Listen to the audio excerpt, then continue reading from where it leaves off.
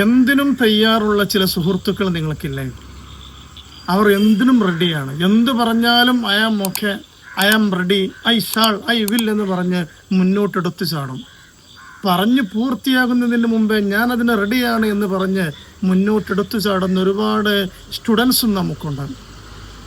ഇതാണ് ശരിക്ക് ഒരു വ്യക്തിക്ക് വേണ്ടത്. എന്ന് പറഞ്ഞാൽ സെൽഫ് ഡൗട്ടിങ് തീരെ ഉണ്ടാവാനേ പാടില്ല.